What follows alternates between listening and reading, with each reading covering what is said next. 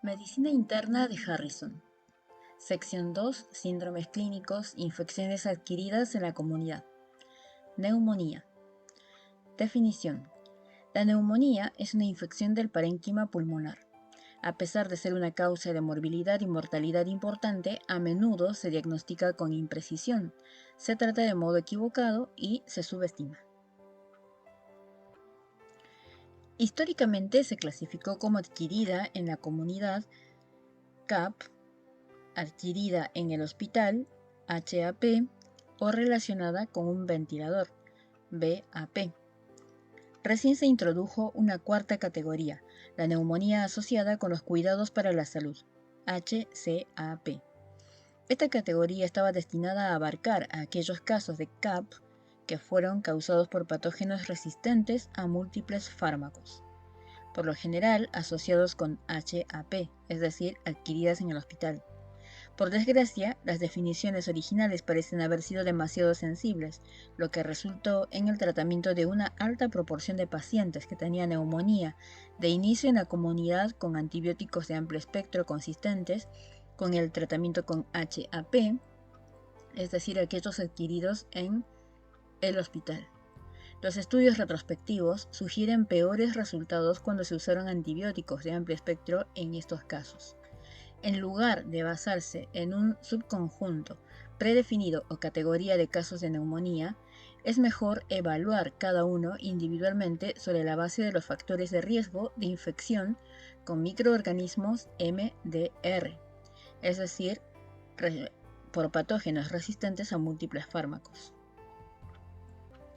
En vez de originar una investigación sobre neumonía primaria, se modificó la definición original de HCAP a partir de un estudio de bacteriemia relacionada con los cuidados para la salud.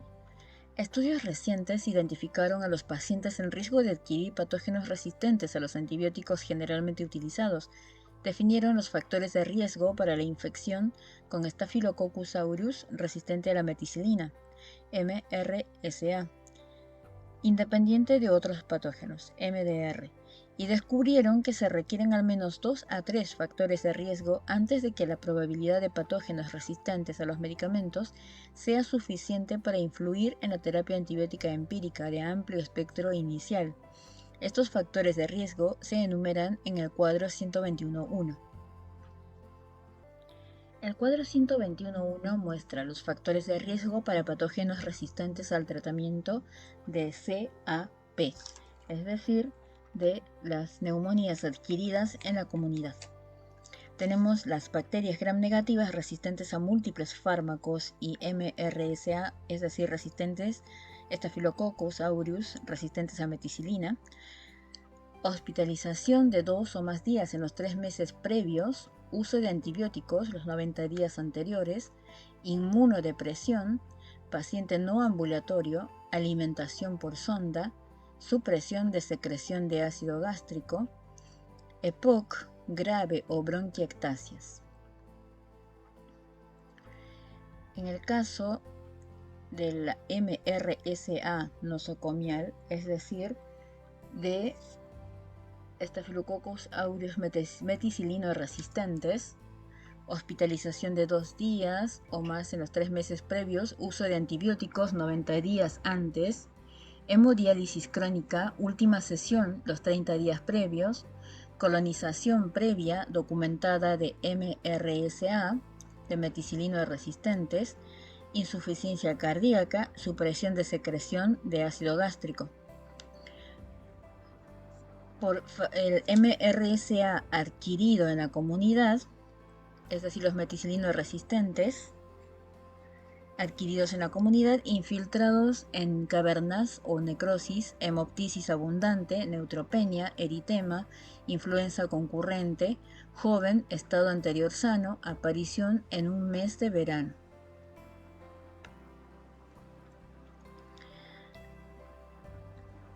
Tenemos los subíndices A y B.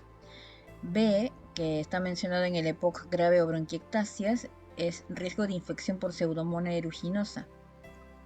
Y el subíndice o supraíndice A en este caso de las CAP, quiere decir las cefalosporinas, macrólidos o fluoroquinolonas, es decir, patógenos resistentes al tratamiento de CAP con esos antibióticos mencionados. EPOC, enfermedad pulmonar obstructiva crónica, MRSA, Staphylococcus aureus resistente a la meticilina. Este capítulo trata sobre la neumonía en pacientes sin inmunodepresión. La neumonía en pacientes con inmunodepresión grave, algunos de los cuales se superponen a los grupos de pacientes considerados aquí, se estudiará en los capítulos 70, 138 y 197. Fisiopatología.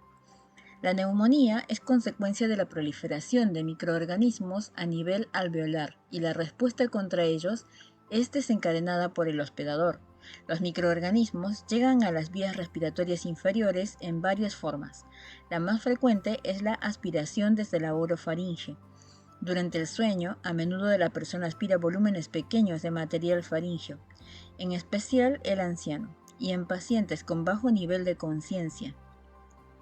En ocasiones, la neumonía surge por propagación hematógena, por ejemplo, de endocarditis tricúspide, o por extensión contigua desde los espacios pleural o mediastínico infectados. Los factores mecánicos son de importancia decisiva en las defensas del hospedador. Las vibrisas y los cornetes de las vías nasales capturan las grandes partículas inhaladas antes de que alcancen la porción baja de las vías respiratorias, y las ramificaciones del árbol tráqueo-bronquial atrapan los microbios en el epitelio de revestimiento, en donde, por mecanismos de eliminación o limpieza mucociliar y por factores antibacterianos locales, el patógeno es eliminado o destruido. El reflejo nauseoso y el mecanismo de la tos protegen contra la broncoaspiración. Además, la flora normal que se adhiere a las células mucosas de la orofaringe, cuyos componentes son muy constantes, impide que las bacterias patógenas se adhieran a la superficie y así se reduzca el peligro de neumonía. Cuando se vencen estas barreras o cuando los microorganismos tienen la pequeñez suficiente para llegar a los alvéolos por inhalación, los macrófagos alveolares tienen extraordinaria eficiencia para eliminarlos y destruirlos. Los macrófagos son auxiliados por las proteínas locales, proteínas A y D, de la sustancia tensoactiva, que poseen propiedades opsonizantes propias y actividad antibacteriana o antiviral. Los patógenos, después de engullidos, incluso si no son destruidos por los macrófagos, son eliminados por la capa mucociliar en dirección ascendente o por los linfáticos y dejan de constituir un problema infectante. Solo cuando es rebasada la capacidad de los macrófagos alveolares para fagocitar o destruir los microorganismos, se manifiesta la neumonía clínica. En este caso, los macrófagos desencadenan una respuesta inflamatoria para reforzar las defensas de las vías respiratorias inferiores. Esta respuesta inflamatoria del hospedador y no la proliferación de los microorganismos es el factor que desencadena el síndrome clínico de neumonía. La liberación de mediadores de inflamación como interleucina 1 y el factor de necrosis tumoral ocasionan fiebre. Las quimiosinas, como interleucina 8 y el factor estimulante de colonias de granulocitos, estimulan la liberación de neutrófilos, que son atraídos al pulmón, y así surge la leucocitosis periférica y aumentan las secreciones purulentas. Los mediadores de inflamación liberados por macrófagos y los neutrófilos recién reclutados crean una fuga alveolo capilar equivalente a la que aparece en el síndrome de insuficiencia respiratoria aguda, ARDS. Aunque en la neumonía esta fuga está localizada, cuando menos al inicio. Incluso los eritrocitos cruzan la membrana alveolo capilar y como consecuencia hay hemoptisis. La fuga capilar se manifiesta en las radiografías como un infiltrado y en la exploración por estertores que se perciben en la auscultación, y la sobrecarga capilar ocasiona hipoxemia. Algunas bacterias patógenas, al parecer, interfieren en la vasoconstricción de origen hipóxico que normalmente surgiría cuando los alvéolos están llenos de líquido, interferencia que puede causar hipoxemia grave. El incremento del impulso respiratorio en el síndrome de respuesta inflamatoria sistémica, SIRS, causa alcalosis respiratoria. La disminución del volumen y la distensibilidad pulmonar por la fuga capilar, hipoxemia e intensificación del impulso respiratorio, el mayor volumen de secreciones y a veces el broncoespasmo por la propia infección, culminan en disnea. Y si es grave, los cambios en la mecánica pulmonar, que son consecuencia de disminuciones en uno y otro parámetros, volumen y distensibilidad, y la desviación intrapulmonar de sangre, podrán causar la muerte del enfermo. Una microbiota alveolar normal eleva la posibilidad de una vía alternativa para el desarrollo de neumonía. Esta microbiota es similar a la orofaringea. Ambas son de predominio gram positivas, en contraste con el medio gram negativo de la gastrointestinal normal. En lugar de la invasión del aparato respiratorio inferior estéril por patógenos para causar neumonía, las alteraciones en las defensas del hospedador pueden permitir el crecimiento excesivo de uno o más componentes de la flora bacteriana normal. El hecho de que muchos patógenos de CAP son componentes de la microbiota alveolar normal respalda este modelo alternativo de patogenia. Las dos fuentes más probables de una microbiota alveolar alterada son las infecciones del aparato respiratorio superior por CAP y el tratamiento con antibióticos para HAP-BAP. Histopatología. La neumonía clásica pasa por una serie de cambios histopatológicos. La fase inicial es edema por el exudado proteináceo y a menudo bacterias en los alvéolos. Esta fase rara vez se identifica en autopsias o por medios clínicos, porque enseguida, de inmediato por la llamada fase de hepatización roja, la presencia de eritrocitos en el exudado intraalveolar celular es la que da a esta fase su nombre. Pero también existen neutrófilos que son importantes en las defensas del hospedador. A veces se identifican bacterias en cultivos de muestras alveolares reunidas durante esta fase. En la tercera fase de hepatización gris no se advierte extravasación de nuevos eritrocitos y los que estaban presentes sufren lisis y degradación. La célula predominante es el neutrófilo. Abundan depósitos de fibrina y han desaparecido las bacterias. La fase anterior corresponde a la contención satisfactoria de la infección, es decir, el organismo la circunscribe y así mejora el intercambio de gases. En la fase inicial, la resolución, el macrófago, es la célula dominante en el espacio alveolar y han sido eliminados los restos de neutrófilos, bacterias y fibrina, y también ha cedido la respuesta inflamatoria. Tales fases son válidas, sobre todo en la neumonía neumocócica, y quizá no se observen en los cuadros inflamatorios de cualquier origen, en particular las neumonías por virus o neumocistis. En la VAP, antes de que se identifique un infiltrado de las radiografías, puede surgir bronquiolitis respiratoria, debido al mecanismo de microaspiración. Se advierte una enfermedad bronconeumónica con mayor frecuencia en las neumonías de origen hospitalario, en tanto que en la CAP bacteriana es más común una distribución lobular. A pesar de la imagen radiográfica, las neumonías viral y por neumocistis representan más bien un ataque alveolar y no intersticial. Neumonía extrahospitalaria. Etiología. La lista extensa de posibles microorganismos causales de la neumonía extrahospitalaria, CAP, comprende bacterias, hongos, virus y protozoos. Entre los patógenos de identificación reciente están los virus Hanta, metaneumovirus, coronavirus que ocasionan el síndrome respiratorio agudo grave, SARS, y síndrome respiratorio del medio este, MERS, y cepas de origen extrahospitalario de Staphylococcus aureus resistentes a meticilina, MRSA. Sin embargo, muchos de los casos de CAP son causados por pocos patógenos. Cuadro 121, 2.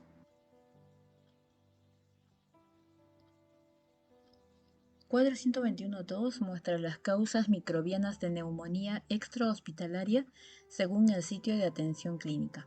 Tenemos que puede ser pacientes ambulatorios o pacientes hospitalizados, fuera de la ICU, o sea, de la unidad de cuidados intensivos, o en la ICU, en la unidad de cuidados intensivos.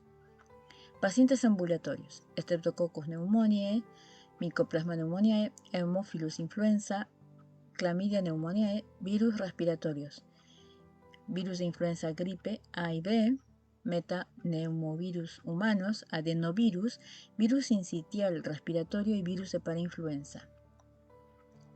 Pacientes hospitalizados fuera de la ICU: Streptococcus pneumoniae, Mycoplasma pneumoniae, Clamidia pneumoniae, Haemophilus influenza, especies de Legionella, virus respiratorios ya mencionados, el de la gripe, influenza A y B, metaneumovirus humanos, adenovirus y el virus sincitial respiratorio, virus de parainfluenza. ICU: Streptococcus pneumoniae, Staphylococcus aureus, especies de Legionella, bacilos gram negativos, Haemophilus influenza y virus respiratorios. El germen más común es Streptococcus pneumoniae, pero también hay otros microorganismos dentro de los factores de riesgo y la gravedad del trastorno en el paciente. La división de los agentes potenciales en patógenos bacterianos típicos o microorganismos atípicos puede ser de utilidad. En la primera categoría están incluidos Streptococcus pneumoniae, Haemophilus influenza y en algunos pacientes Staphylococcus aureus y bacilos gram negativos como Klebsiella pneumoniae y Pseudomonas aeruginosa. Entre los microorganismos atípicos están Mycoplasma pneumoniae, Chlamydophila pneumoniae, pacientes ambulatorios y especies de Legionella, así como virus neumotrópicos como los de gripe, adenovirus, metaneumovirus y virus sincitiales respiratorios. En general, con el uso creciente de la vacuna antineumocócica, la incidencia de la neumonía por neumococos parece estar disminuyendo. Los casos debidos a Mycoplasma pneumoniae y Clamidia pneumoniae, sin embargo, parecen aumentar, en especial entre los adultos jóvenes. Los virus pueden ser responsables de una gran proporción de casos de CAP que requieren hospitalización, incluso en los adultos. Las pruebas basadas en la reacción en cadena de la polimerasa PCR muestran que los virus pueden estar presentes en 20 a 30% de los adultos sanos y en el mismo porcentaje de pacientes con neumonía, incluidos los que están gravemente enfermos. Los virus más comunes son influenza, parainfluenza y sincitial respiratorio. No siempre puede determinarse si son patógenos, etiológicos, copatógenos o simplemente colonizadores. Los microorganismos atípicos no pueden cultivarse con los medios habituales y tampoco se les identifica con tinción de Gram. La frecuencia e importancia del ataque de patógenos atípicos tiene enorme trascendencia en el tratamiento. Estos microorganismos son resistentes intrínsecamente a todos los beta-lactámicos y es importante en estos casos utilizar un macrólido, una fluoroquinolona o una tetraciclina. En 10 a 15% de los casos de CAP de tipo polimicrobiano, dentro de los mecanismos etiológicos se observa una combinación de patógenos típicos y atípicos. Los anaerobios intervienen solo cuando se produjo un episodio de broncoaspiración días o semanas antes del episodio inicial de neumonía. El principal factor de riesgo es la combinación de las vías respiratorias indefensas. Individuos que han ingerido alcohol o drogas en exceso o han tenido convulsiones o también gingivitis significativa. Las neumonías por anaerobios suelen complicarse por la formación de abscesos y empiemas o derrames paraneumónicos importantes. La neumonía por Staphylococcus aureus es un trastorno que complica la infección por influenza, gripe. Sin embargo, se ha señalado que cepas de MRSA son las causas de CAP. Esta entidad aún no es muy frecuente, pero los médicos deben conocer sus consecuencias potencialmente graves como la neumonía necrosante. Dos factores importantes han causado el problema: la propagación de MRSA procedente del entorno hospitalario, a un medio extrahospitalario y la aparición de cepas genéticamente diferentes de MRSA en la comunidad. Las cepas de MRSA de origen extrahospitalario producen infección en individuos sanos que no habían tenido contacto con los servicios de salud. Por desgracia, a pesar de la anamnesis y la exploración física cuidadosas, así como de la práctica de estudios radiográficos sistemáticos, suele ser difícil prever cuál patógeno intervendrá. Con certeza, en algún caso de CAP. En más de la mitad nunca se identifica la causa específica. A pesar de ello, es importante pensar en factores epidemiológicos y de riesgo que podrían orientar hacia la identidad de algunos patógenos. Cuadro 121.3. Este cuadro 121.3 muestra los factores epidemiológicos que sugieren posibles causas de la neumonía extrahospitalaria. Factor: alcoholismo. Patógenos posibles: Staphylococcus pneumoniae, anaerobios de la boca, Klebsiella pneumoniae, especies de Acinetobacter, Mycobacterium tuberculosis. EPOC, tabaquismo o ambos, Haemophilus influenza, Pseudomonas aeruginosa, especies de Legionella, Streptococcus pneumoniae, Moraxella catarrhalis, Chlamydophila pneumoniae. Neumopatía estructural, por ejemplo, bronquiectasia, Pseudomonas aeruginosa, Burkholderia cepacia, Staphylococcus aureus. Demencia, apoplejía y disminución del nivel de conciencia, anaerobios de la boca, bacterias entéricas gram negativas. Absceso pulmonar, CA-MRSA, es decir, Staphylococcus meticilino resistentes, adquiridos fuera del hospital, es decir, son extrahospitalarios. Aerobios de la boca, hongos endémicos, Mycobacterium tuberculosis, bacterias atípicas. Viajes a los valles fluviales de Ohio o San Lorenzo, Histoplasma capsulatum. Viajes a los estados de la zona suroccidental de Estados Unidos por hantavirus, especies de coccidioides. Viaje al sudeste asiático, Burkholderia pseudomallei, virus de gripe aviar. Ocupación de un hotel o viaje en un crucero en las 2 semanas anteriores, especies de Legionella. Presencia de gripe, influenza local, por virus de gripe, influenza, Streptococcus pneumoniae, Staphylococcus aureus. Exposición a murciélagos o pájaros, Histoplasma capsulatum. Exposición a pájaros, Chlamydia psittaci. Exposición a conejos, Francisella tularensis. Exposición a ovejas, cabras y gatas parturientas, Coxiella burnetii.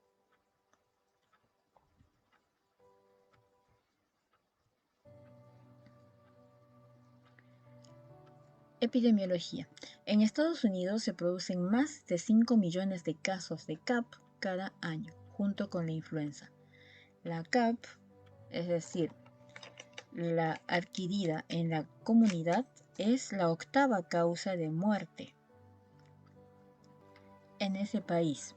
Por lo general, 80% de los sujetos afectados se trata de manera ambulatoria y 20% en el hospital. La tasa de mortalidad entre los pacientes ambulatorios casi siempre es menor al 5%, mientras que en los hospitalizados varía de 12 a 40%, según se traten dentro o fuera de la unidad de cuidados intensivos, ICU.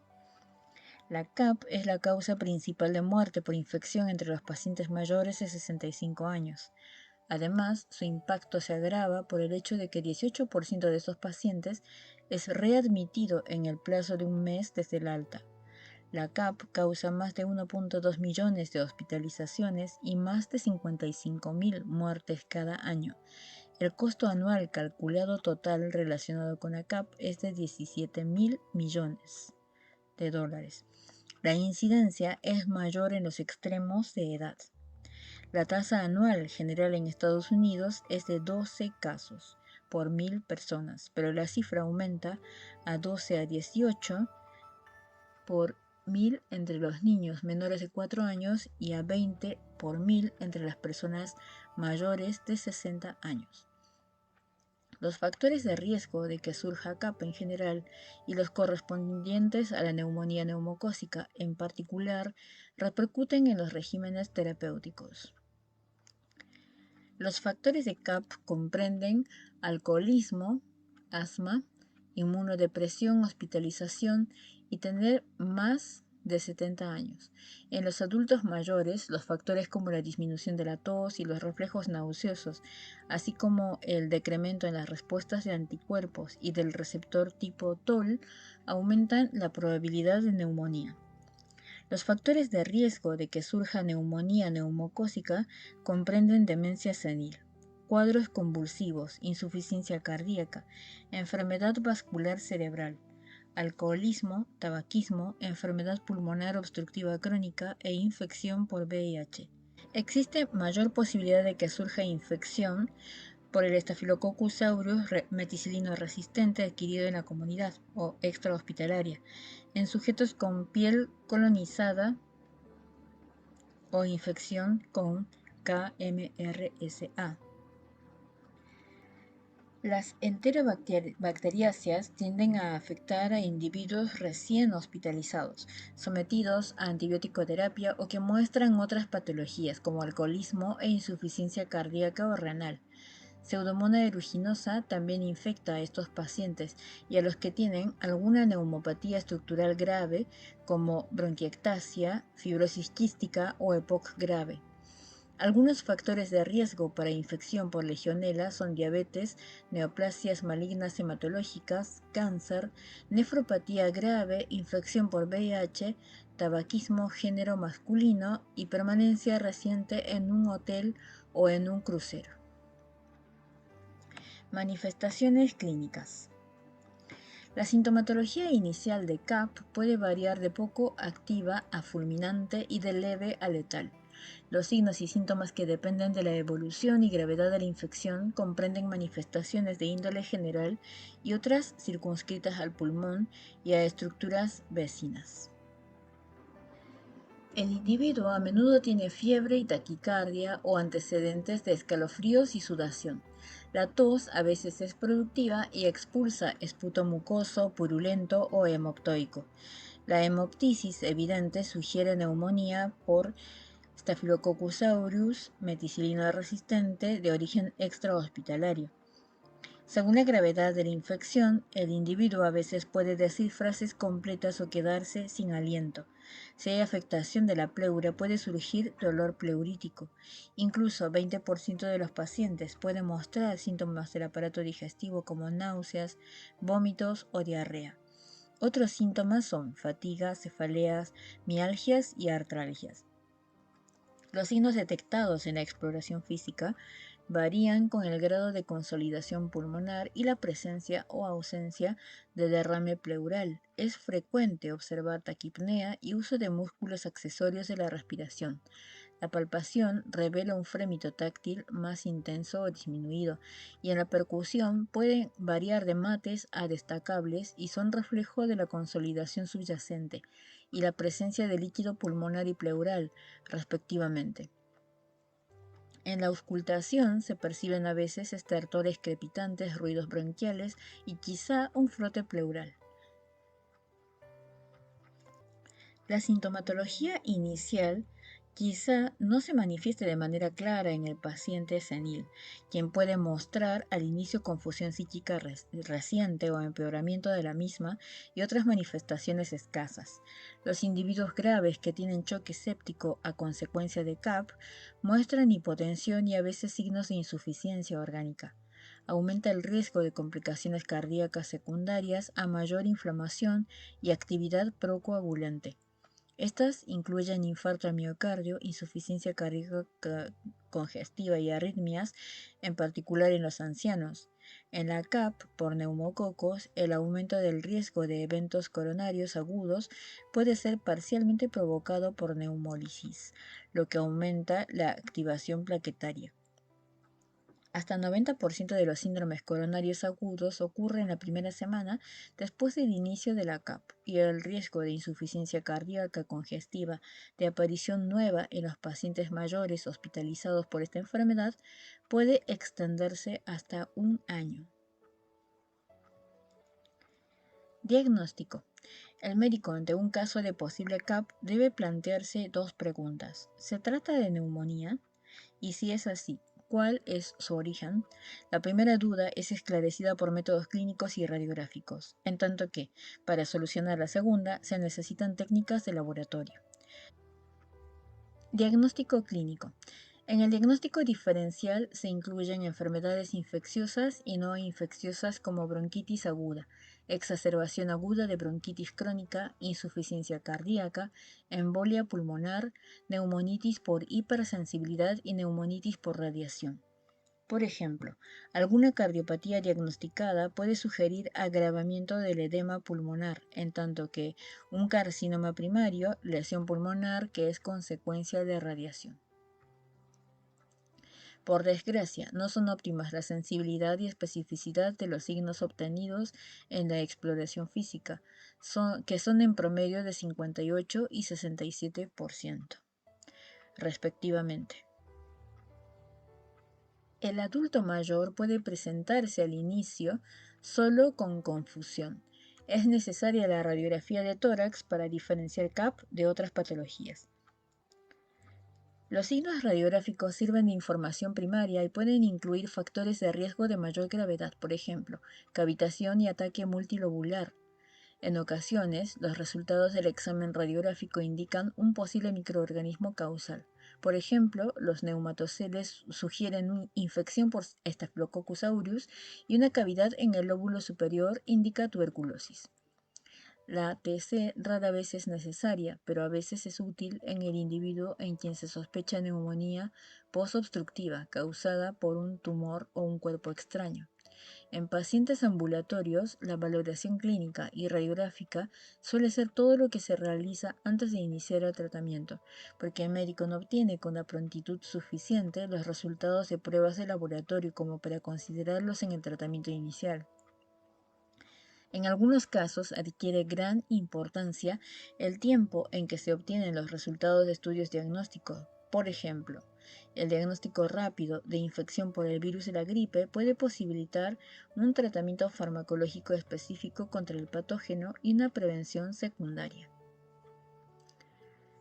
Diagnóstico etiológico. Si el médico se atiene solo a las manifestaciones clínicas, no podrá identificar la causa de la neumonía, excepto por los pacientes con CAP internados en la ICU. No se han publicado datos que indiquen que el tratamiento orientado contra un patógeno específico sea mejor en términos estadísticos que el tratamiento empírico. Por ello, habría que cuestionar los beneficios de definir un origen microbiano, en particular si se tienen en cuenta los costos de los métodos diagnósticos. Sin embargo, es posible plantear razones para intentar el diagnóstico etiológico. La identificación de un patógeno inesperado disminuye las opciones del régimen empírico inicial y reduce la presión de elegir el antibiótico, disminuyendo el peligro de resistencia. Los patógenos con trascendencia importante como Mycobacterium tuberculosis y virus de gripe causan algunos casos. Por último, sin los datos de cultivo y sensibilidad es imposible vigilar con exactitud las tendencias en cuanto a resistencia y es más difícil estructurar regímenes terapéuticos empíricos apropiados. Tinción de Gram y cultivo de esputo. Con la tinción de Gram del esputo se busca asegurar que una muestra es idónea para ser cultivada. Sin embargo, a veces permite identificar algunos patógenos como Streptococcus pneumoniae, Staphylococcus aureus y bacterias Gram negativas, por su aspecto característico. La muestra de esputo para ser adecuada para el cultivo debe tener mayor a 25 neutrófilos y menos de 10 células del epitelio escamoso por campo de poco aumento. La sensibilidad y especificidad de la tinción de Gram y el cultivo de esputo son muy variables, incluso en casos de neumonía neumocócica bacteriémica comprobada. La confirmación obtenida por cultivos positivos en muestras de esputo es de 50% o menos. Muchos pacientes, en particular ancianos, no generan una muestra de esputo apropiada. Es posible que otros hayan comenzado a recibir antibióticos, lo cual interferirá en los resultados cuando se obtenga la muestra. La imposibilidad de generar esputo puede ser consecuencia de la deshidratación, y si se corrige, la producción puede aumentar y en las radiografías de tórax se observarán infiltrados más evidentes. En el caso de personas hospitalizadas en ICU e intubadas, se envía con la mayor rapidez posible al laboratorio de microbiología la muestra de material aspirado con técnica profunda o de lavado broncoalveolar, obtenida de forma broncoscópica o de otra manera. Las causas de CAP grave son diferentes de las que causan un cuadro menos intenso. Revisar el cuadro 121.2, por lo que el mayor beneficio que obtiene el médico de la tinción y el cultivo de secreciones de vías respiratorias es alertarlo respecto de la presencia de patógenos no sospechados, resistentes o con ambas características, o permitir una modificación apropiada del tratamiento. Otras tinciones y cultivos también son útiles, por ejemplo, tinción específica para Mycobacterium tuberculosis u hongos. Hemocultivos. El índice de confirmación diagnóstica por medio de hemocultivos, incluso los que se practican antes de la antibiótico-terapia, es decepcionantemente bajo. Solo 5 a 14% de estos hemocultivos obtenidos de pacientes hospitalizados por CAP son positivos, y el patógeno aislado con mayor frecuencia es Streptococcus pneumoniae.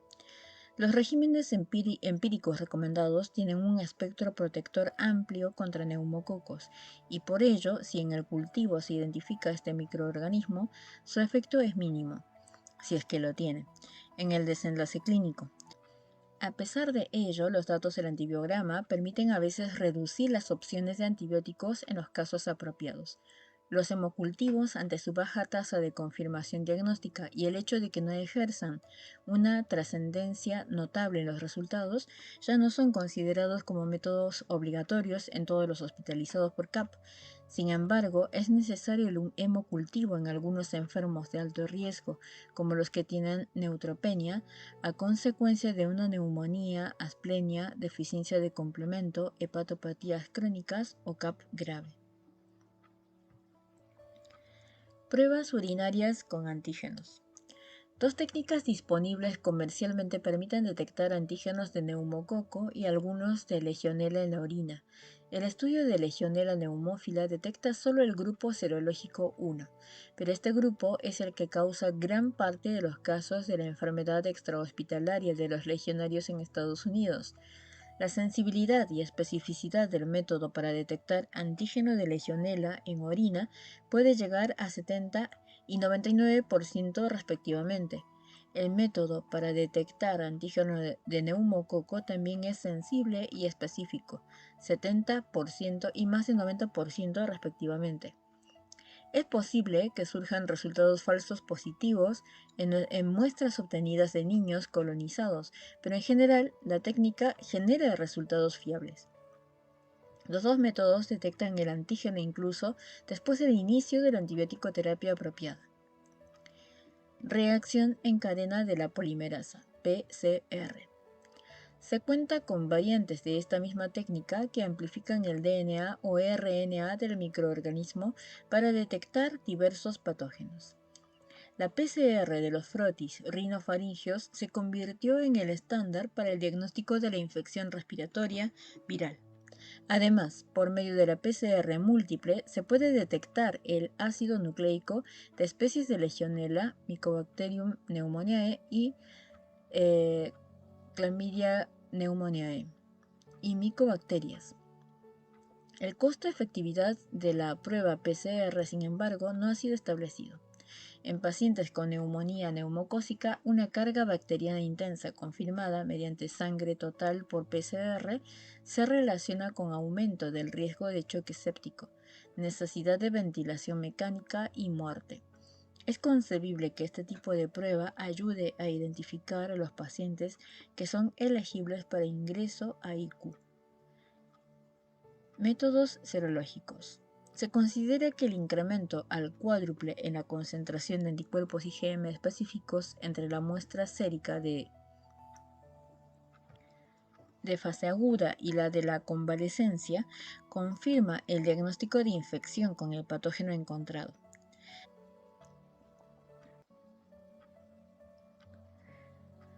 Antes se utilizaban estudios serológicos para identificar patógenos atípicos y típicos, aunque relativamente poco comunes, como Coxella burnetii. A pesar de ello, ya no se les utiliza por el tiempo que es necesario esperar para obtener el resultado final en la muestra de sujeto convaleciente y la dificultad de interpretación. Biomarcadores. Hay varias sustancias que pueden servir como marcadores de inflamación grave. En la actualidad se usan proteína C reactiva y procalcitonina, PCT. Las concentraciones de estos reactantes de fase aguda aumentan cuando hay una respuesta inflamatoria, sobre todo contra patógenos bacterianos.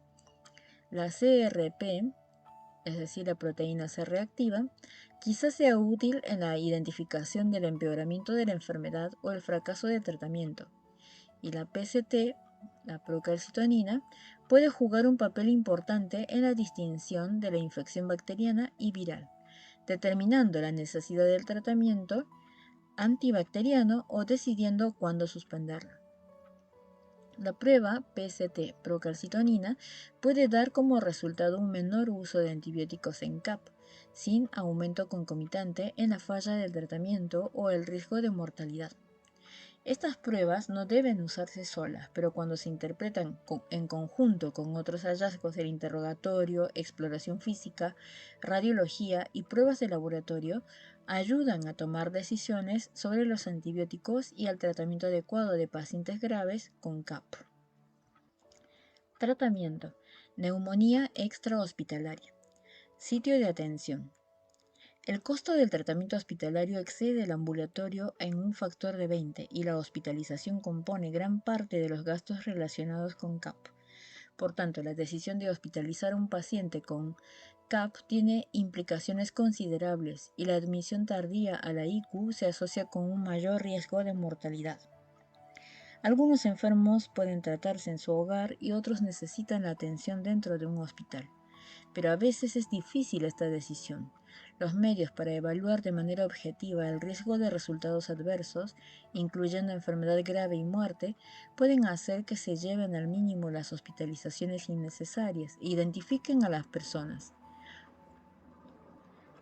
Aunque existen distintas reglas de predicción, dos son las más frecuentes: el índice de gravedad de neumonía, PSI, un modelo pronóstico que permite identificar individuos con poco peligro de fallecer, y los criterios CURB-65, que evalúan la gravedad de la enfermedad. Para calcular el PSI, el índice de severidad de la neumonía o índice de gravedad de neumonía, se conceden puntuaciones a 20 variables como edad, enfermedades coexistentes, datos anormales de la exploración física y estudios de laboratorio. Con base en la suma resultante, se asigna al paciente a una de 5 categorías con las tasas de mortalidad siguientes: clase 1, 0.1%, clase 2, 0.6%, clase 3, 2.8%, clase 4, 8.2% y clase 5, 29.2%. Es poco práctica la determinación del PSI en una sala de urgencias atareada por el número de variables que deben evaluarse. Sin embargo, los estudios clínicos demuestran que el uso habitual del PSI deriva en tasas más bajas de hospitalización de pacientes clases 1 y 2. Los pacientes clase 3 pueden ingresarse a una unidad de observación hasta que pueda tomarse otra decisión. Los criterios de CURB-65 incluyen 5 variables: confusión, C, urea, mayor a 7 milimol por litro, U, frecuencia respiratoria mayor o igual a 30 por minuto, R, presión arterial sistólica menor o igual a 90 milímetros de mercurio, o diastólica menor o igual a 60 milímetros de mercurio, y edad mayor o igual a 65 años. Los pacientes con puntuación 0, en quienes la tasa de mortalidad a los 30 días es de 1.5%, pueden tratarse fuera del hospital. Con un puntaje de 1 o 2, el paciente debe hospitalizarse a menos que sea total o parcialmente atribuible a la edad, mayor o igual a 65 años. En tales casos no se requiere hospitalización. Si los pacientes tienen puntuaciones mayor o igual a 3, las tasas de mortalidad en forma global son de 22% y en estos casos es indispensable internarlos en una unidad de cuidados intensivos. Es difícil pronunciarse por la superioridad de algunos de los instrumentos de evaluación. Sea cual sea el sistema utilizado, es importante valorar el uso de estos criterios objetivos con la consideración cuidadosa de factores importantes en cada enfermo, incluyendo la capacidad de cumplir con un régimen a base de antibióticos orales y los recursos de que dispone fuera del hospital. Ni el PSI ni el CURB65 son exactos para determinar la necesidad de ingreso a la ICU. El choque séptico o la insuficiencia respiratoria en la sala de urgencias son indicaciones obvias para atención en la ICU. Sin embargo, las tasas de mortalidad son mayores entre los pacientes. Entre los pacientes menos graves que ingresan al piso y luego se deterioran, que entre los pacientes de la misma gravedad que se vigilan en la ICU. Se han propuesto diversas calificaciones para identificar a los pacientes con mayor probabilidad de deterioro temprano. 4. Que muestra los factores de riesgo para el deterioro temprano en CAP. Infiltrados multilobulares, hipoxemia grave, saturación arterial menor a 90%, acidosis grave, pH menor a 7.30, confusión mental, taquipnea grave, más de 30 respiraciones por minuto, hipoalbuminemia, neutropenia, trombocitopenia, hiponatremia, hipoglucemia.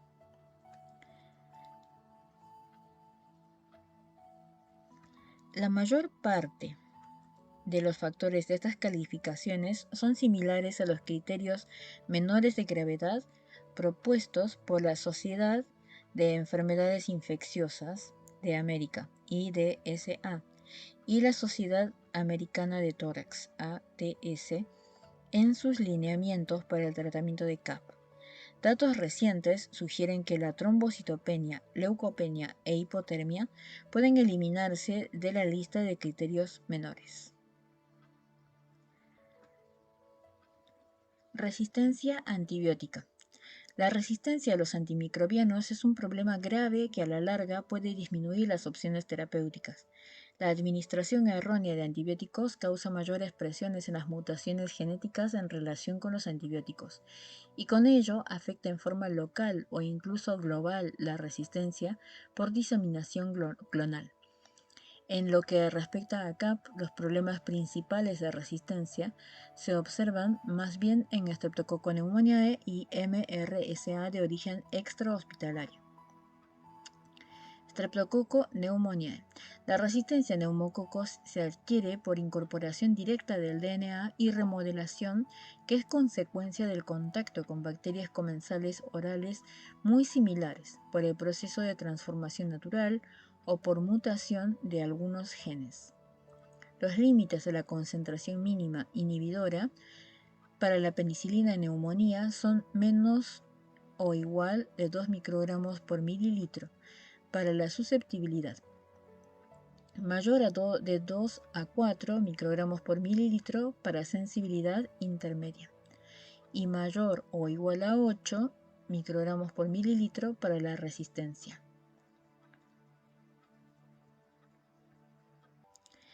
Una modificación de los umbrales de sensibilidad produjo una disminución drástica de la proporción de cepas aisladas de neumococos consideradas como resistentes. En el caso de la meningitis, los valores de MIC siguen siendo los mismos, es decir, de concentración inhibitoria mínima. Por fortuna, la resistencia a la penicilina pareció alcanzar una meseta incluso antes de que se modificaran los valores umbral de MIC. La resistencia neumocócica a los beta-lactámicos solo se debe a la existencia de proteínas de unión a la penicilina con afinidad baja. Los factores de riesgo de infección neumocócica resistente a penicilina incluyen tratamiento antimicrobiano reciente, edad menor de 2 años o mayor de 65, atención en guarderías, hospitalización reciente e infección por VIH. A diferencia de la resistencia a la penicilina, ha ido en aumento la resistencia a los macrólidos y en ella intervienen varios mecanismos. La modificación del sitio de acción del fármaco es causada por metilación del ribosoma en RNA23S, codificado por el gen ERMB. Produce una resistencia marcada, MIC mayor o igual a 64 microgramos por mililitro. A los antibióticos tipo macrólidos, lincosamidas y streptogramina B, el mecanismo de salida, codificado por el gen MEF fenotipo M, casi siempre se relaciona con resistencia leve, MIC de 1 a 32 microgramos por mililitro. Estos dos mecanismos causan 45 y 65% respectivamente de los aislados neumocócicos resistentes en Estados Unidos. La resistencia elevada a los macrólidos es más frecuente en Europa, mientras que en Norteamérica predomina la resistencia leve. En algunos países, incluido Estados Unidos, la prevalencia de Streptococcus pneumoniae resistente a los macrólidos supera 25%. En tales situaciones, un macrólido no debe usarse como monoterapia empírica. También ha habido señalamientos de resistencia de neumococos a las fluoroquinolonas, por ejemplo, a ciprofloxacina y levofloxacina. Se han identificado cambios en uno o ambos sitios de acción, topoisomerasas 2 y 4, por mutaciones en los genes HIR-A y PAR-C, respectivamente. Además, en la resistencia de estos microorganismos a las fluoroquinolonas pudiera intervenir la bomba de salida o expulsión. Se considera que las cepas aisladas con resistencia a fármacos de 3 o más clases antimicrobianas con mecanismos de acción distintos son MDR.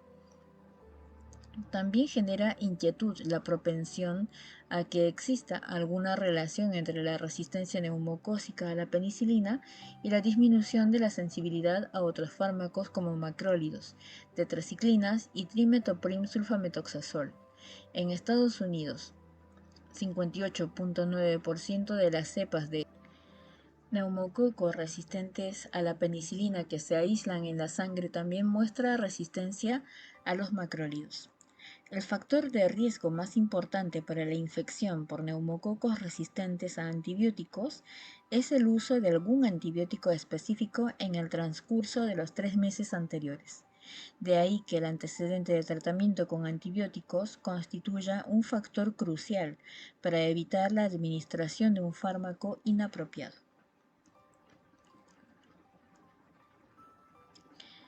Mycoplasma pneumoniae. Mycoplasma pneumoniae resistente a los macrólidos se reportó en varios países como Alemania, 3%, Japón, 30%, China, 95% y Francia y Estados Unidos, 5 a 13%. La resistencia del micoplasma a los macrólidos está en aumento como resultado de la mutación del sitio de unión en el dominio 5 del rRNA 23S o del ARN ribosómico 23S. CAMRSA, la neumonía de origen extrahospitalario causada por Staphylococcus aureus meticilino resistentes, puede provenir de cepas clásicas de origen hospitalario o cepas genotípica y fenotípicamente distintas a este origen. Muchas infecciones con las cepas primeras se adquirieron de manera directa o indirecta por contacto con el entorno asistencial y en la actualidad se las clasificaría de HCAP, cuadro 121.1. En algunos hospitales, las cepas CAMRSA han desplazado a las cepas nosocomiales clásicas, tendencia que sugiere que las más recientes pudieran ser más potentes. La resistencia de Staphylococcus aureus a la meticilina depende del gen MECA, que codifica la resistencia a todos los beta-lactámicos. Se han descrito como mínimo 5 tipos de MEC del casete cromosómico estafilocócico: SCC-MEC, Staphylococcal Chromosomal Cassette MEC. La típica cepa nosocomial pertenece al tipo 2 o 3, en tanto que CAMRSA posee el elemento SCC-MEC de tipo 4. Los gérmenes de CAMRSA tienden a ser menos resistentes que las antiguas cepas de origen hospitalario y suelen ser susceptibles a trimetoprima sumetoxazol, clindamicina y tetraciclina, además de serlo a la vancomicina y linezolida. A pesar de ello, la distinción más importante es que las cepas de origen extrahospitalario meticilino resistentes pueden poseer genes de superantígenos como las enterotoxinas B y C y la leucocidina de Panton-Valentina, una toxina membranotrópica que puede crear poros citolíticos en los polimorfonucleares, los monocitos y los macrófagos. Bacilos gram negativos. Rebasa los límites de este capítulo hacer un comentario sobre la resistencia de bacilos gram negativos. Capítulo 156. Al parecer es cada vez más frecuente la resistencia a la fluoroquinolona en cepas de Escherichia coli de origen extrahospitalario. En forma atípica, algunas especies de Enterobacter son resistentes a las cefalosporinas. Los fármacos más indicados contra ellas suelen ser las fluoroquinolonas o los carbapenémicos. De manera similar, si se corrobora o sospecha que las infecciones son causadas por bacterias que producen beta-lactamasas de amplio espectro, hay que recurrir a una fluoroquinolona o a un carbapenem. Antibiótico terapia inicial. Al comenzar el tratamiento, el médico rara vez conoce la identidad de CAP, razón por la cual las primeras medidas son empíricas y con ellas se busca abarcar en su espectro a todos los microorganismos causales más frecuentes. Revisar el cuadro 121.2. En todos los casos hay que iniciar a la mayor brevedad posible la antibiótico terapia. Los lineamientos terapéuticos contra CAP, resumidos en el cuadro 121.5, constituyen criterios conjuntos y unificados planteados por la Sociedad de Enfermedades Infecciosas de América, IDSA, y la Sociedad Americana de Tórax, ATS. Los lineamientos canadienses han sido planteados por la Sociedad Canadiense de Enfermedades Infecciosas y la Sociedad Torácica Canadiense. En estas guías se logra actividad contra neumococos y microorganismos atípicos. A diferencia de ello, los lineamientos provenientes de algunos países europeos no siempre incluyen la protección contra microorganismos atípicos basados en datos epidemiológicos locales. La estrategia estadounidense-canadiense se basa en datos retrospectivos derivados de varios estudios de bases de datos administrativos que incluyen a miles de pacientes. La protección contra microorganismos atípicos que brinda un macrólido adicionado a un beta-lactámico o una fluoroquinolona ha mostrado notable disminución en las cifras de mortalidad en comparación con las obtenidas con la acción de un beta-lactámico solo. Para el tratamiento de la CAP grave, la acumulación de datos continúa demostrando los beneficios de incluir un macrólido, como la reducción de la mortalidad. Sin embargo, dos estudios recientes de pacientes hospitalizados con CAP moderada arrojaron resultados diferentes. Uno demostró estabilidad clínica más rápido y menos eventos adversos con un beta-lactámico macrólido que con un beta-lactámico solo. Usando la asignación al azar por grupos, el segundo no demostró diferencias entre tres regímenes. Un beta-lactámico solo, la combinación de un macrólido, más un beta-lactámico y una fluoroquinolona, pero tenía defectos significativos de diseño, incluida la falta de confirmación radiográfica del tórax en 24% de los casos y tasas significativas de incumplimiento con el régimen asignado. Los regímenes de tratamiento empírico para CAP se listan en el cuadro 121.5. En general, las recomendaciones de IDSA ATS publicadas en 2007 continúan aplicándose, pero con una posible excepción en el tratamiento de pacientes ambulatorios que antes se encontraban bien y no recibieron antibióticos en 3 meses. Dado el aumento de la resistencia a los macrólidos entre los neumococos, fue imprescindible la consideración de los datos epidemiológicos y de susceptibilidad locales, así como el uso reciente de antibióticos por parte del paciente antes de la selección de un régimen en particular en lo que respecta a la monoterapia con macrólidos. Si existe preocupación acerca de la resistencia a estos, el paciente está bien, no ha recibido antibióticos recientemente y la tasa local de resistencia a la doxiciclina entre los aislados de neumococos menor al 25%, se puede usar esta en lugar de monoterapia con macrólidos. De lo contrario, se debe usar una fluoroquinolona o un beta-lactámico más un macrólido. El cuadro 121.5, antibiótico terapia empírica de la CAP. Pacientes ambulatorios. 1. Personas que habían estado sanas y que no han recibido antibióticos en los últimos 90 días. Un macrólido, claritromicina de 500 mg vía oral 2 veces al día o acitromicina, una sola dosis vía oral de 500 mg para seguir con 250 mg al día o doxiciclina 100 mg vía oral 2 veces al día. 2. Otros trastornos concomitantes o antibiótico terapia en los últimos 90 días, seleccionar otro fármaco de clase diferente.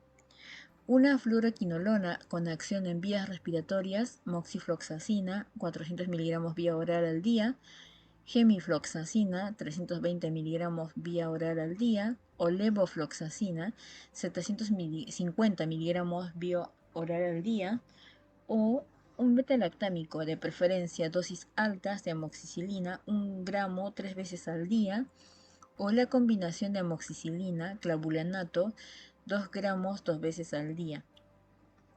Otras posibilidades, ceftriaxona, 1 a 2 gramos intravenosa al día, cefpodoxima, 200 miligramos, vía oral 2 veces al día, cefuroxima, 500 miligramos, vía oral 2 veces al día y además un macrólido. La letra A indica, en vez del macrólido se puede usar doxiciclina 100 miligramos vía oral 2 veces al día.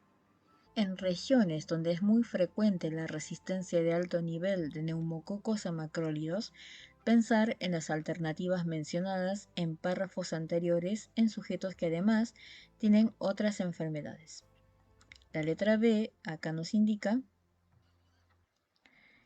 las MIC, o sea, las concentraciones inhibitorias mínimas, son mayores de 16 microgramos por mililitro en 25% de las cepas aisladas. Sujetos hospitalizados pero no en ICU.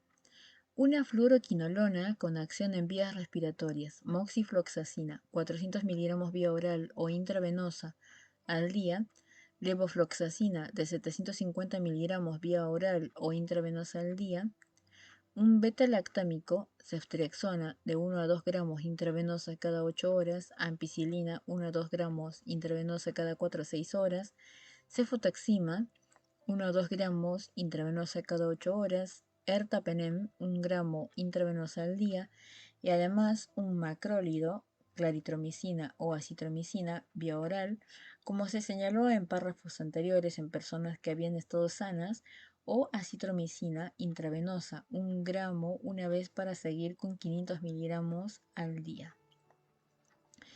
Acá en este caso tenemos la letra C, donde dice un beta-lactámico, que indica conviene utilizar en sujetos alérgicos a la penicilina una fluoroquinolona con acción en vías respiratorias.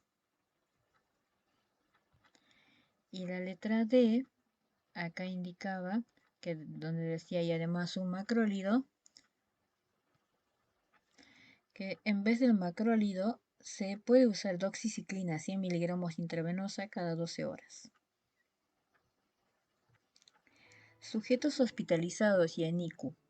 Un beta-lactámico, ceftriaxona, 2 gramos intravenosos cada día, ampicilina sulbactam, 2 gramos intravenosos cada 8 horas, o cefotaxima, de 1 a 2 gramos intravenosa cada 8 horas, y además acitromicina o una fluoroquinolona, como se indica en párrafos anteriores, para sujetos hospitalizados pero no en ICU. Bien, acá la letra E nos indica, en sujetos alérgicos a la penicilina, administrar una fluoroquinolona con acción en vías respiratorias y Aztreonam, 2 gramos intravenoso cada 8 horas. Observaciones especiales. Si existe la posibilidad de afectación por pseudomonas, usar un beta-lactámico contra pseudomonas, piperacilina tazobactam, 4.5 gramos intravenoso cada 6 horas. Cefepima, 1 a 2 gramos intravenoso cada 12 horas. Imipenem, 500 miligramos intravenoso cada 6 horas. Meropenem, 1 gramo intravenoso cada 8 horas.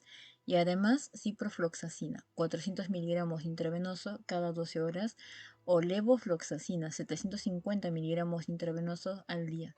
Los beta-lactámicos anteriores y además un aminoglucósido amicacina 15 miligramos por kilo al día o tobramicina 1.7 miligramos por kilo al día y acitromicina. Los beta-lactámicos antes señalados más un aminoglucósido más una fluoroquinolona contra neumococos.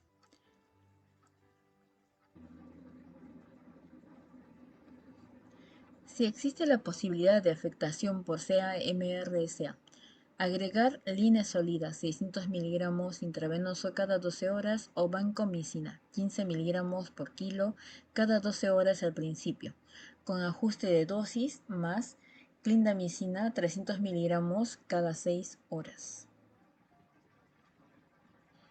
En un metaanálisis se encontró que la ceftarolina es superior a la ceftriaxona como el componente beta-lactámico del tratamiento empírico intravenoso de CAP en pacientes hospitalizados con riesgo PORT 3 o 4 que no han recibido antibióticos previos.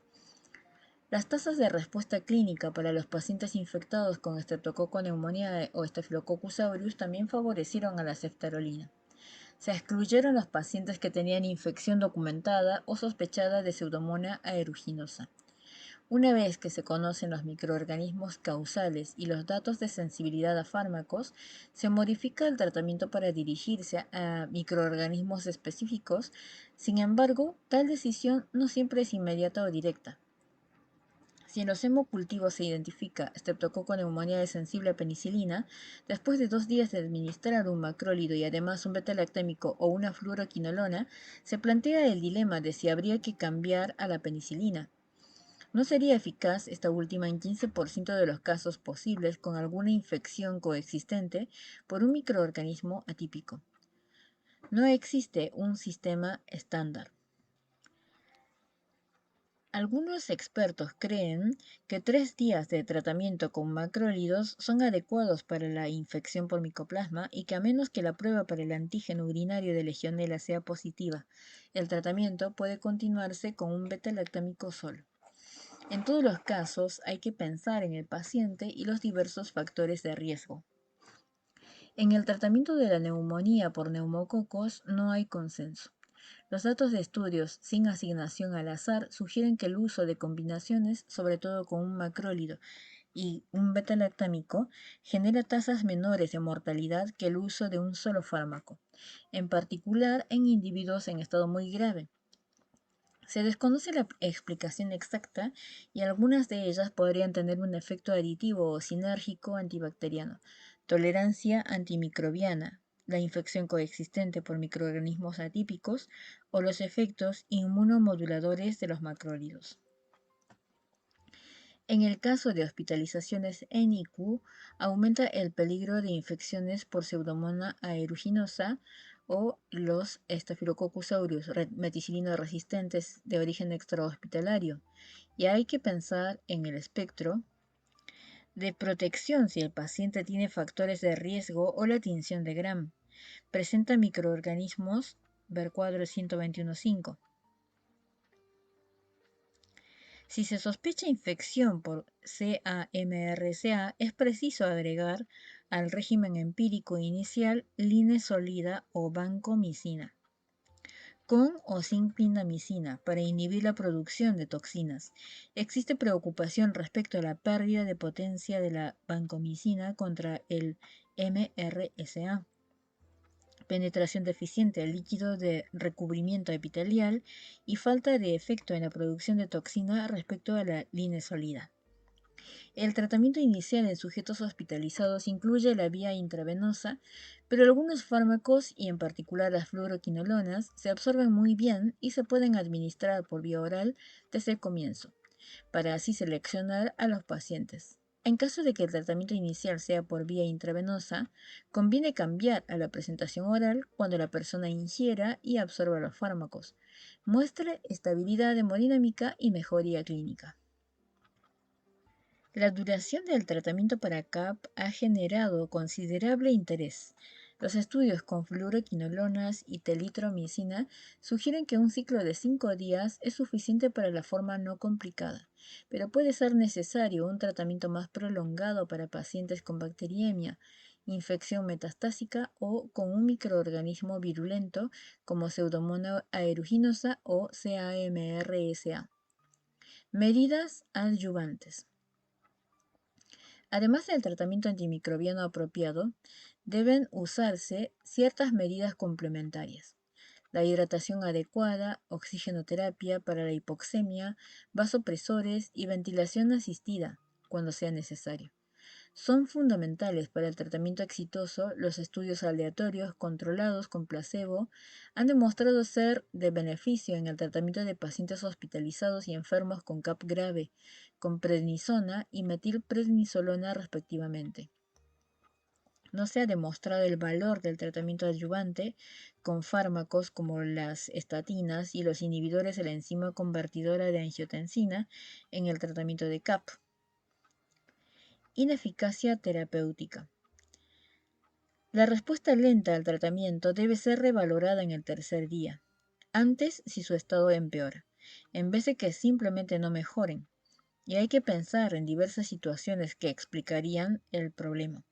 Algunas enfermedades no infecciosas simulan la neumonía, entre ellas edema y embolia pulmonar, carcinoma de pulmón, neumonitis por radiación y por hipersensibilidad y enfermedades de tejido conjuntivo que afectan los pulmones. Si el enfermo tiene CAP y el tratamiento se dirige contra el microorganismo exacto, la ausencia de respuesta podría explicarse en diversas formas. El microorganismo pudiera ser resistente al fármaco escogido o tal vez un foco secuestrado, como absceso o empiema pulmonar, que bloquee el acceso de los antibióticos al microorganismo. Quizá el paciente reciba el fármaco equivocado o el correcto, pero en dosis equivocadas o con una frecuencia inadecuada de administración. También es posible que la CAP sea el diagnóstico preciso, pero el problema sea causado por otro microorganismo como la CA-MRSA, Mycobacterium tuberculosis o un hongo. Las infecciones sobreañadidas de origen hospitalario, pulmonares y extrapulmonares son posibles explicaciones de la falta de mejoría o el agravamiento para un paciente hospitalizado. En estos casos se revalora con gran cuidado y se realizan pruebas apropiadas y diversas como tomografía computada y broncoscopía. Complicaciones. Entre las complicaciones están choque y falla de múltiples órganos, diátesis hemorrágicas y la exacerbación de enfermedades coexistentes. Tres problemas muy importantes son la infección metastásica, abscesos de pulmón y derrame pleural complicado. La infección metastásica, por ejemplo, abscesos cerebrales o endocarditis, a pesar de ser poco común, justifica la atención inmediata por parte del médico y la práctica de investigaciones detalladas y tratamiento apropiado. El absceso de pulmón puede aparecer por broncoaspiración o por infección causada por un solo microorganismo de CAP como CAMRSA, Pseudomonas aeruginosa o en raras ocasiones Streptococcus pneumoniae. En forma típica, la neumonía por broncoaspiración es una infección por varios patógenos mixtos, aerobios y anaerobios. El derrame pleural notable debe ser evacuado por punción con fines diagnósticos y terapéuticos. Si el líquido tiene un pH menor a 7, concentración de glucosa menor a 2.2 milimol por litro, concentración de lactato de deshidrogenasa mayor de 1000 unidades por litro, o si se identifican las bacterias o se detectan en un cultivo, se drena por medio de una sonda torácica. A veces es necesaria la toracoscopía asistida por video para el tratamiento tardío o los casos difíciles. Vigilancia. La fiebre y la leucocitosis por lo general muestran resolución en 2 a 4 días respectivamente. En personas en buen estado pero con CAP, los signos físicos quizá persistan. Las anomalías en las radiografías de tórax muestran mayor lentitud para su resolución y a veces necesitan 4 a 12 semanas para desaparecer. Y la rapidez con que lo hagan depende de la edad de la persona y la neumopatía primaria. Los pacientes pueden darse de alta una vez que su condición clínica se estabiliza, en tanto no existan problemas médicos activos que justifiquen la atención hospitalaria. El sitio de residencia tras el egreso, residencia de ancianos, hogar con familia o sin ella, es un aspecto importante que debe analizarse, sobre todo en ancianos. Si la persona muestra mejoría en su problema y está dada de alta en caso de estar hospitalizada, puede hacerse una radiografía de control de 4 a 6 semanas después, si se corrobora recidiva o recaída, sobre todo en el mismo segmento pulmonar. Hay que pensar en la posibilidad de una neoplasia oculta. Pronóstico. El pronóstico depende de la edad del paciente, de trastornos coexistentes y del sitio de tratamiento hospitalizado o ambulatorio. Las personas jóvenes sin otras enfermedades evolucionan de manera satisfactoria y se restablecen por completo después de 2 semanas. Los individuos de mayor edad y quienes tienen otros trastornos pueden necesitar más semanas para su recuperación total. La tasa de mortalidad global para el grupo ambulatorio es menor a 5%. Para los pacientes que requieren hospitalización, la tasa de mortalidad general oscila entre 2 y 40%, dependiendo de su categoría y los procesos de atención. En particular, la administración de antibióticos apropiados tan pronto como sea posible. Profilaxis. La principal medida preventiva es la vacunación. Capítulo 118. Debe cumplirse con las recomendaciones del Advisory Committee on Immunization Practices en cuanto a las vacunas contra gripe y neumococos. Existe una vacuna de polisacárido neumocócico PPSB23 y una neumocócica de proteína conjugada PCB13 en Estados Unidos. Capítulo 141. La primera contiene material capsular de 23 serotipos de neumococos. En la última, el polisacárido capsular de 13 de los neumococos patógenos más frecuentes en niños se une con una proteína inmunógena. PCB13 produce antígenos dependientes de linfocitos T que generan una memoria inmunitaria prolongada. La administración de esta vacuna a niños ha producido un descenso general en la prevalencia de neumococos resistentes a antibióticos y en la incidencia de enfermedad neumocócica invasiva en niños y adultos. Sin embargo, la vacunación puede ir seguida del reemplazo de los serotipos de la vacuna por serotipos que la vacuna no incluye, como se observó en los serotipos 19A y 35B, después de la introducción de la vacuna conjugada heptavalente original. Ahora se recomienda la PCB13 para ancianos y pacientes jóvenes inmunodeprimidos, debido al riesgo elevado de infección neumocócica, incluso entre pacientes sin enfermedad pulmonar obstructiva. Debe alentarse a los fumadores a suspender el consumo de tabaco. La vacuna contra la influenza está disponible en forma inactiva o recombinante. Ya no se recomienda la vacuna viva, atenuada o con atomizador nasal.